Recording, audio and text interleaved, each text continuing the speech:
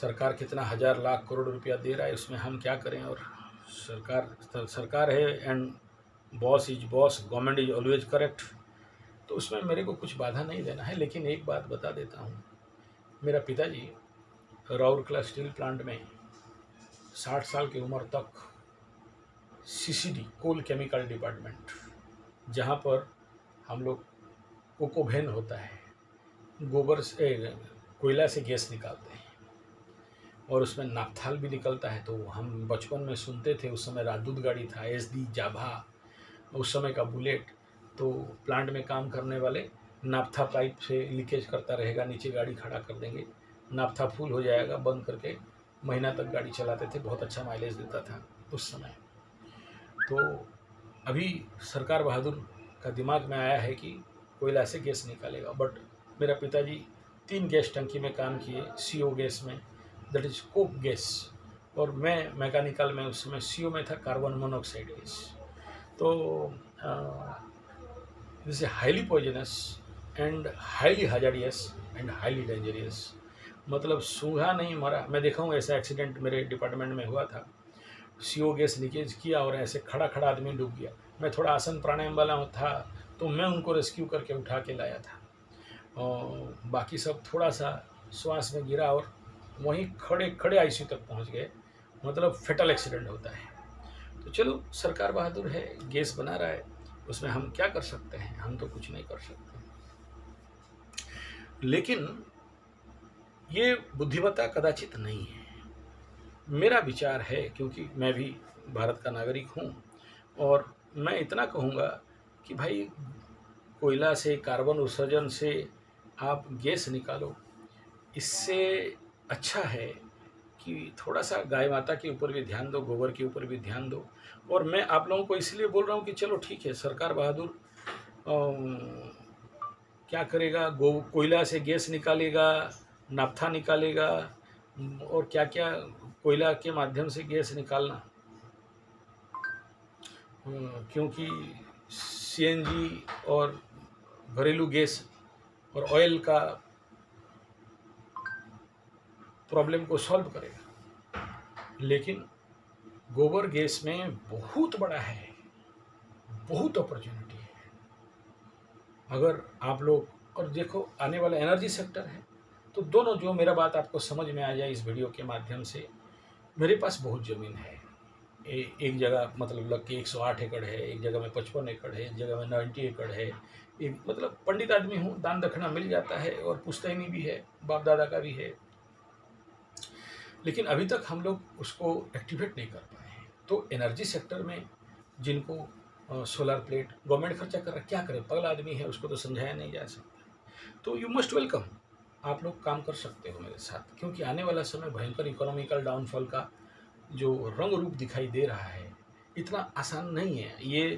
ये आप लोगों को लिख लेना चाहिए कि अगर आप लोग थोड़ा बहुत कहीं से आशा संचारित कर रहे हो कि ये हॉर्मोज का मैटर और global warming and global battle, युद्ध का मैटर और इकोनॉमिकल क्राइसिस का मैटर अब जल्दी समाधान हो जाएगा, कभी नहीं सोचना।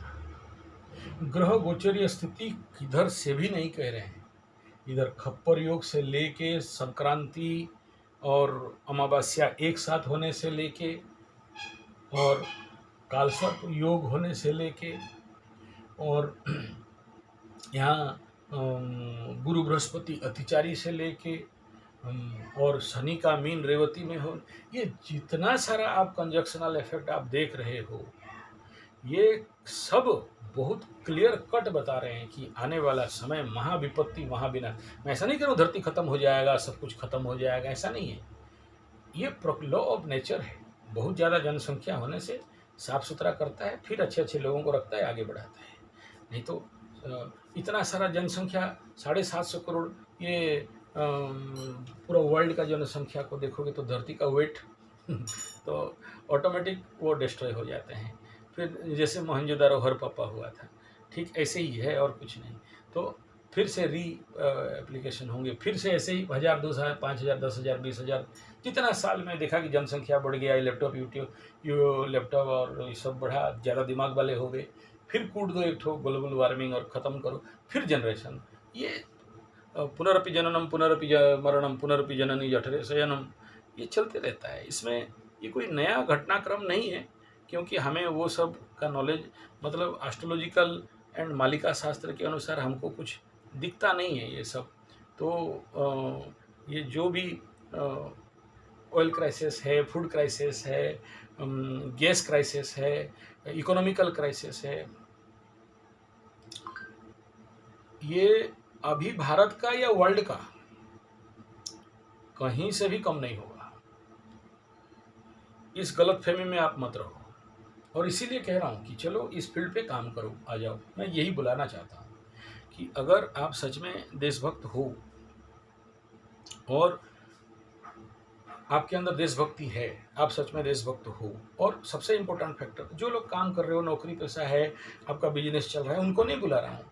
जो लोग बेकार, बेरोजगार, कामचोर, ठग, आलसी, ऐसे लोग जो लोग के पास कोई अपॉर्चुनिटीज़ ही नहीं है, या जिसके पास पैसा पड़ा हुआ है, किस सेक्टर में घुसाएंगे उसको पता नहीं चल रहा है, और आने वाला समय सोचो, शेयर सट्टा में घुसाओगे बहुत डेंजर है, बैंक में रखोगे और ज़्यादा डेंजर है, सोना और चांदी खरीद लोगे और ज़्यादा डेंजर है। एकदम प्रैक्टिकल देखो, मैं 4 महीना से बोलते बोलते आया था कि सोना खत्म, सोना डैमेज होगा, डैमेज होगा, डैमेज होगा, और ऐसा डैमेज हुआ कि हिसाब नहीं है। फिर बोलना बढ़ेगा बढ़ेगा, फिर डैमेज होगा। तो सोना, और आने वाला समय तो बहुत बड़ा भांडाफोड़ होने वाला है कि जितना सोना आप लोग खरीदे हो ऑफलाइन में, और ऑनलाइन कागज़ वाला सोना तो अलग है, धोखा तो उसमें भी 100% है, तो डुप्लीकेट है, चाइना वाला लेबोरेटरी सोना है, आप पकड़ नहीं सकते हो, ऐसा मशीन कोई निकला नहीं है, ऐसे कुछ मशीन निकलेगा। तो वो भी दिखाई दे रहा है बहुत क्लियर क्लियर कि आदमी को खून का आंसू रुलाएगा। तो अब सबसे बुद्धिमत्ता क्या है, क्योंकि खाद्य संकट आने वाला समय में बहुत भयंकर रूप में आने वाला है, और इसीलिए मैं बार बार वीडियो बना के आप जैसे लोग, जो लोग बेकार बेरोजगार हैं और सच में देश के लिए और अपने लिए और अपने इकोनॉमिकल स्टेबिलिटी के लिए कुछ करना चाहते हैं, उन लोगों को मैं बार बार बुला रहा हूँ कि आ जाओ, हम लोग रिसर्च करेंगे गोबर से, और गाड़ी चलाना है गोबर से, सीएनजी बनाना है, सब हो चुका है, कोई नया करने वाला चीज़ नहीं है। लेकिन हम लोग ऐसे रिसर्च एंड डेवलपमेंट के ऊपर काम कर सकते हैं। केवल सरकार बहादुर के पास आशा आकांक्षा रख के बैठने का कोई कारण नहीं है, और बढ़िया हो सकता है हम अगर चाहें। नहीं चाहें तो अलग बात है, हम लोग बोलेंगे सरकार करेगा, हम लोग सोए रहेंगे, तो फिर कोई प्रॉब्लम नहीं है।